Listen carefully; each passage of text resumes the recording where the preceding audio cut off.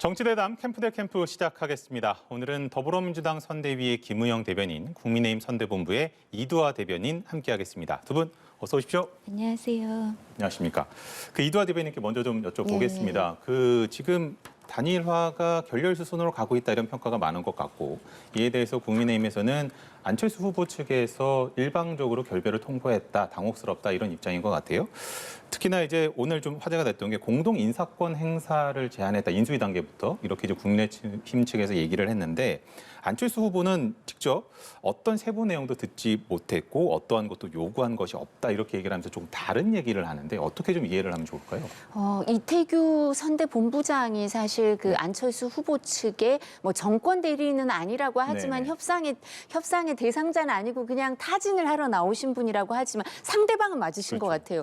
근데 그분은 오늘 기자회견을 하시면서는 본인은 안철수 후보한테 공동정부 인수위에서 같이 하고 이런 부분 보고를 하셨다고 또 얘기를 하시더라고요. 근데 안철수 후보가 유세 중간에 기자분들한테 질문을 받고는 보고를 못 받았다고 하시는 거예요. 그래서 저희도 참 입장이 곤란해요. 이 부분은 저희가 보고했다고 하면 보고를 한 걸로 이해를 하지. 저희가 안철수 후보 측에 안철수 후보에게 윤석열 후보가 직접 전화나 문자를 보냈을 때 그 연락이 잘 안 됐었거든요. 그러니까 저희가 그 보고 라인과 보고 내용은 저희가 확인할 수는 없거든요. 근데 서로 말씀이 다르셔서 이 부분 저희가 곤란하고요. 근데 저희 입장에서는 지난 13일 날 후보 등록일 날 안철수 후보가 전격적으로 여론조사 경선 단일화 제안을 하셨습니다. 그리고 나서 20일 날 또 단일화 결렬 선언을 하셨는데요.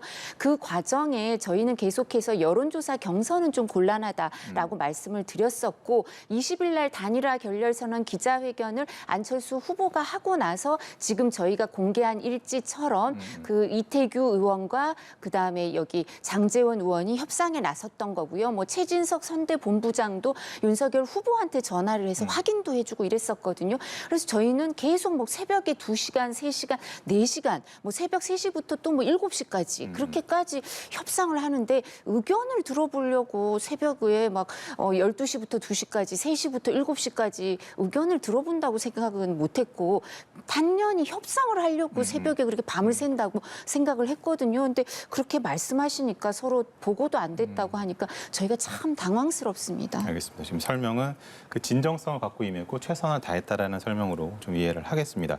그런가 하면 이제 김우영 대변인께 이걸 좀 여쭤보겠습니다. 그 민주당에서는 그 윤핵관으로 꼽혔던 장제원 의원이 전권을 위임받아서 단일화 협상에 임했다. 이 부분을 좀 문제를 삼는 것 같더라고요. 뭐 누가 어떤 협상에 임한들 뭐 남의 당일이니까 상관은 없지만은 그동안 윤석열 후보께서 이 장제원 의원의 윤핵관 역할에 대한 이런저런 문제 제기에 대해서 아예 선대위에 출근도 안 한다. 또 이준석 대표는 부산에서 벗어날 수도 없는 사람이다. 그렇게 얘기했는데 정작 아주 중요한 그 단일화의 협상의 정권 대리인을 맡았다. 그거는 대한민국의 대통령 후보가 언론이나 국민들이 얘기하는 그 가운데에서도 명백히 거짓말을 하신 게 아닌가.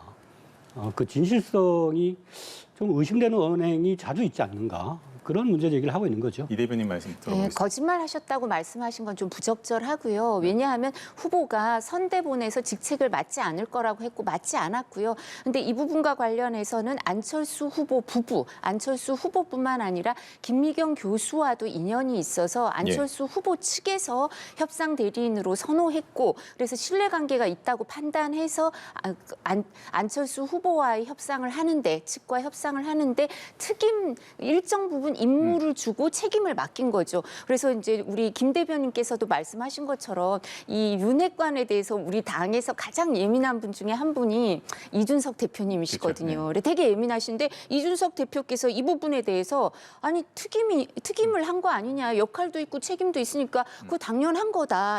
잘 안 되면 책임을 져야 되고 이런 부분이 있으니까 명확한 거다라고 이준석 대표가 불만이 없으세요. 그리고 이게 그 선대본의 공식 직책을 맡은 사람들이 사람들이 이 역할을 하긴 좀 어려웠어요. 김 대변인께서 더 잘 아시겠지만 이게 뭐 밤도 새야 되고 뭐 또 이렇게 갑자기 불려나가서 얘기도 해야 되면 시간도 비워두셔야 되잖아요. 근데 선대 본부장이나 이런 분들은 일일 회의도 점검 회의도 막 하시고 이래야 되니까 공식 일정이 많으니까 좀 어려우시니까 이 자유로운 분이 이 역할을 하셨던 거고 특히 상대방으로부터 신뢰를 받는다고 하니까 저희가 상대방을 배려해서 역할을 드린 거고요. 그리고 제가 추후에 요새 확인을 해보니까 이준석 대표가 왜 이렇게 우호적이셨냐 하면 이준석 대표나 권영세 본부장에게도 모두 이 부분 차근차근 보고를 해서 보고가 철저하게 공유가 됐다. 됐기 네네네. 때문에 이제 이준석 대표도 여기에 대해서 오히려 이 두둔하는 발언을 하고 계십니다. 그러면은 이두하 대변인께는 이거를 좀 여쭤보고 싶은데요. 투표용지 인쇄가 오늘 들어갔어요. 예. 국민의힘에서 생각하는 마지노선은 사전 투표일 아니면 본 투표 전날 언제까지라고 좀 잡고 계세요? 사실 이제 앵커께서도 김 대변인께서도 너무 잘하실 텐데 이런 발언은 이제 선대본 대변인 이런 사람들은 참 말이 조심스러워요. 아시지만 그죠? 뭐 저희가 또 저는 낮은 수준에 있어서 막 고급 정보가 있지도 않아요. 그런데 이제 저희가 뭐 선대 본부장의 발언, 그다음에 후보의 발언이 이런 중요한 이슈에 대해서는 공식 발언일 수밖에 없거든요. 근데 두 분께서 희망의 끈을 놓지 않고 그다음에 3월 3일까지도 사전 투표 전까지도 최선을 다하고 그리고 그 전에 하신 발언은 투표 전날까지도 최선을 다해보겠다 이렇게 말씀을 하고 계셔서요. 저희는 그 투표 전날까지도 특히 사전 투표 전날까지도 이 부분 최선을 다하겠다고 말씀을 드리고요. 그 전에라도 하면 투표 용지에는 인쇄가 되지만 투표소에는 붙이게 되죠. 후보 사퇴 이거를 게시를 할 수 있어서 그 말씀 드리겠습니다. 그럼 김우영 대표님께는 이걸 한번 좀 여쭤보고 싶은데 만약에 3월 4일 사전 투표일이 지나서 본 투표일 전에 이게 만약에 단일화가 극적으로 이루어지게 되면 그 가능성도 지금 열려 있는 것 같거든요. 그럴 경우에는 사전 투표에 임했던 분들의 사표가 처리가 되는 거잖아요. 그런 것 저런 걸 떠나서 네. 이미 이제 버스가 지나갔거든요. 아, 이제 없다. 다쳤다라고 버스 보시는 거예요? 지나갔는데 자꾸 손 흔들면서 그 지나간 버스 기사한테 뭐라고 하는 겁니다, 지금. 그게 이제 어떻게 보면 희망의 끈을 말하고 있는데 희망의 끈이 아니고 뭔가 절망의 보자기를 덮어씌우는 겁니다. 그 단일화 무산의 책임이 안철수에게 있다. 이걸 계속 강조함으로써 전에도 얘기했지만 안철수 후보의 독자적인 득표력을 억제시키려고 하는 그런 의도고 이렇게 이제 힘에 의한 굴종을 기본 기조로 했기 때문에 뭐 군뱅이도 밟으면 꿈틀거리는 게 세상 이치 아닙니까? 그러니까 예의라고 하는 것이 있어야 되고 상대방의 진정성에 대해서 뭔가 좀 충분한 소통과 대화를 통해서 문제를 해결해야 되는데 전체적으로 어떤 흐름들을 밀어붙이고 또 무산되면 덮어씌우고 이렇게 나라를 운영해서야 되겠는가 싶습니다. 그 일부 보도들에서는 그렇게도 관측을 하는 것 같아요. 이제 단일화를 끝까지 희망은 놓지는 않지만 그 자력 득표에도 조금은 방점을 두고 뭐 준비를 하고 있다 뭐 이런 얘기도 나와요.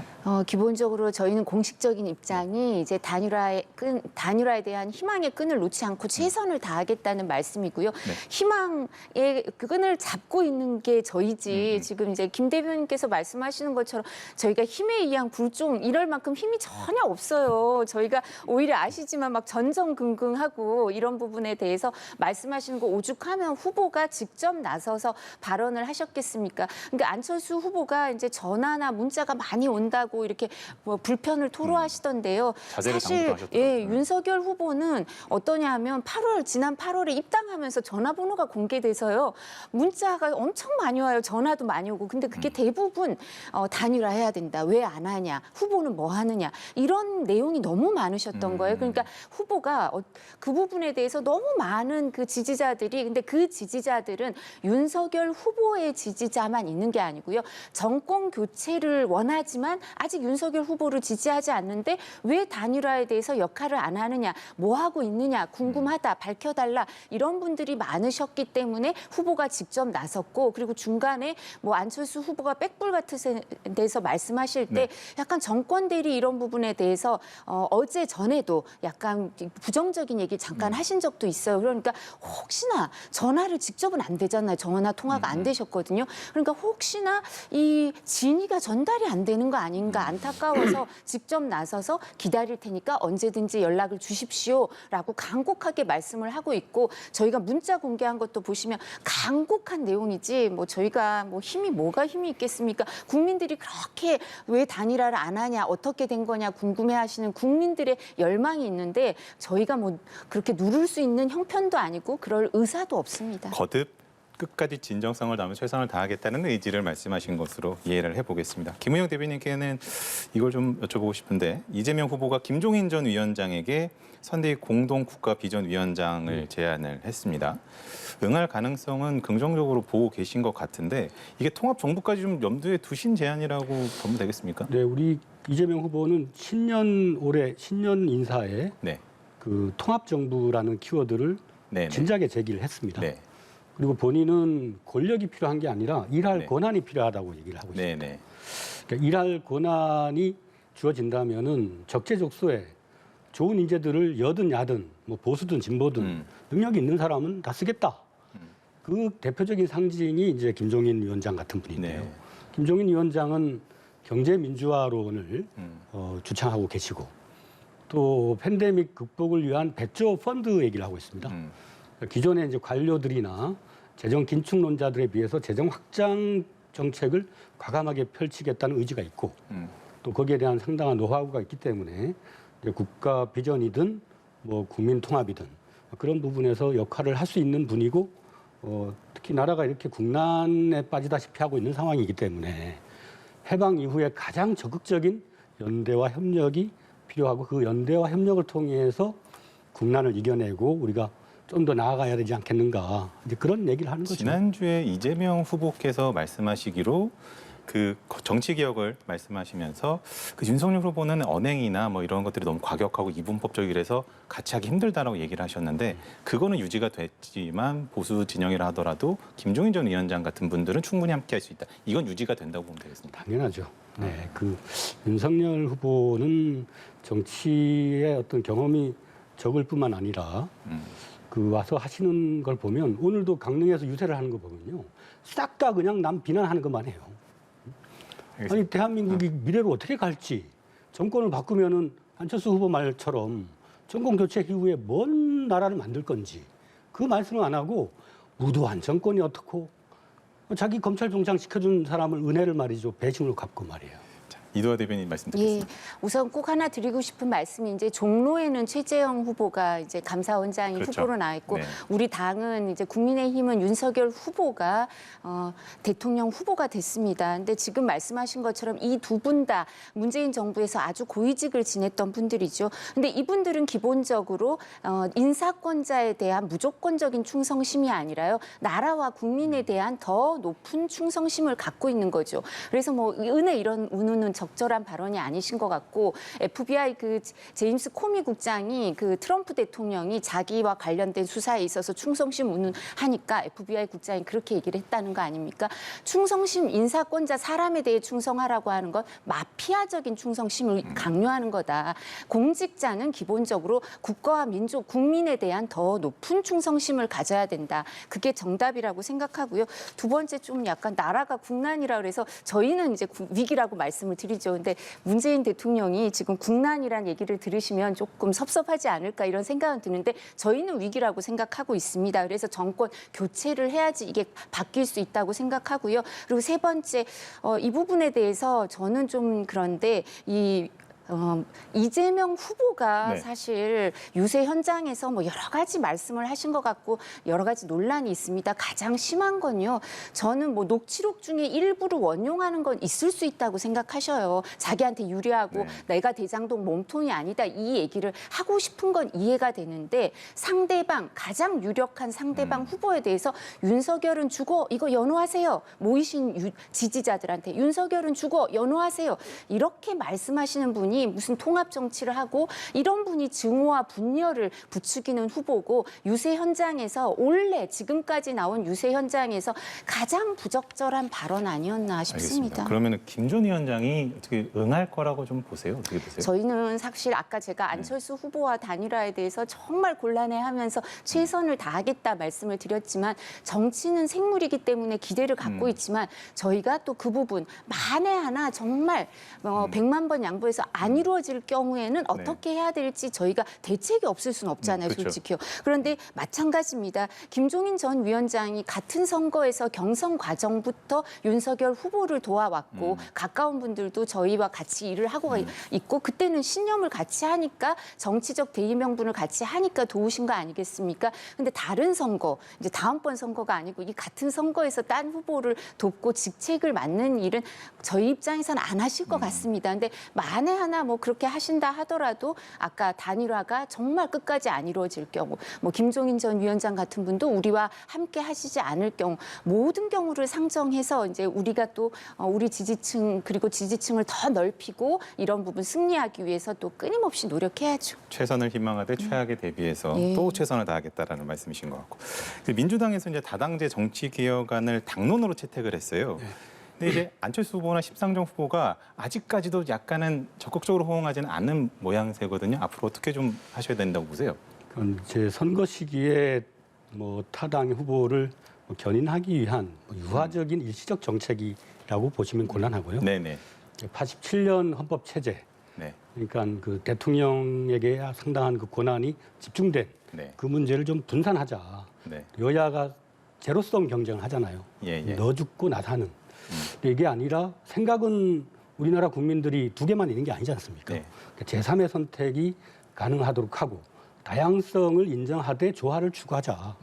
그것이 이제 새로운 헌법 체제로 대한민국의 어떤 새로운 미래의 비전이 돼야 된다라는 입장에서 정치개혁 그 안을 당론으로 확정을 한 것이고 지금 시기에 오늘 또 뭐 윤석열 후보는 뭔 놈의 정치개혁을 선거 5년 며칠 동안 뭐 앞두고 했냐? 네, 얘기를 하시더라고요. 네. 그 뭔 놈이라는 표현을 해요.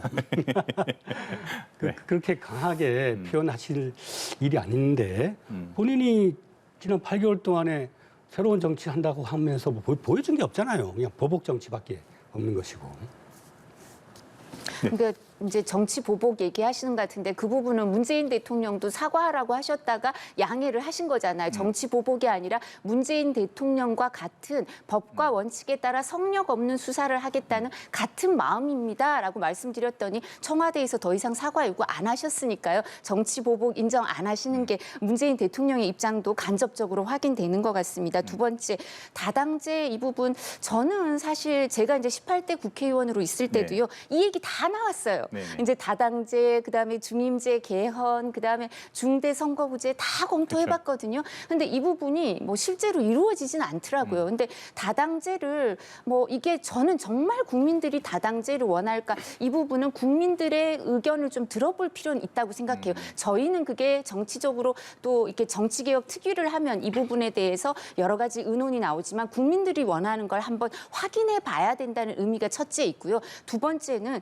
사실 지금 진정성을 가지려면 180석을 동원할 수 있는 민주당에서 진작에 다 선거법 개정하고 통과시킬 수 있는 법이 많았거든요. 근데 그건 하나도 안 하셨다는 말씀. 그래서 이 부분에 대해서 진정성이 있느냐, 신뢰가 담보되느냐는 말씀을 드리고 싶고요. 무엇보다도 작년 12월 26일 두 달쯤 전에 열린민주당하고 더불어민주당 합당 생중계를 하시더라고요. 다당제를 그렇게 좋아하시면 그 합당 왜 하셨어요? 지금 몇 달도 안 됐잖아요. 두 달 전에 합당해놓고 지금 와서 다당제 하겠다? 있던 당도 없애셨는데 다당제 하겠다는 의지가 정말 강력한지를 잘 모르겠고요. 의총에서 하셨으니까 앞으로 하겠다고 하지만 그 지난번에 보면 재보궐선거 원인을 제공하면 후보를 공천하지 않겠다는 게 당원에 있는데도 갑자기 바꿔서 후보 공천도 하시고 했으니까 이 부분도 뭐 의총에 결의가 있었다 하더라도 당원도 바꾸시는데 이 부분도 바꾸실 수 있겠죠. 그래서 진정성도 느껴지지 않고 신뢰도 담보되지 않는 선거만 앞둔 그리고 국민들 민생을 외면하고 국민들이 동의하는지도 확인이 알겠습니다. 되지 않는 안이다 말씀드리겠습니다. 이도하 대변인께서 길게 말씀하셨기 때문에 예. 마지막 발언권을 우리 김 대변인께 드리겠습니다. 또 대장동 녹취록 가지고 또 흔드시더라고요. 국민의힘. 그 대장동은 이제 분리할 때 꺼내는 전가의 보도처럼 쓰고 있고. 근데 이제 뭐 한약도 재탕, 삼탕 하면 약효 떨어지거든요. 지금 거의 백탕 하고 있습니다. 제발 지금 민생이 어렵고 또 팬데믹 19로 코로나 19로 인해서 자영업자들이 엄청 힘들잖아요. 그 국가의 비전을 제시해야 할 책무가 있습니다. 후보는 어떤 네거티브로 그냥 어둠의 그 공작을 계속할 것이 아니라. 알겠습니다. 이제 대선이 정말 코앞으로 다가왔습니다. 이제 두 분과는 다음 주 월요일에 또 마지막으로 기회가 있으니까 그때 다시 한번 또 진솔한 이야기들 나눠봤으면 좋겠습니다. 오늘 캠프 대 캠프 여기서 마치겠습니다. 수고하셨습니다.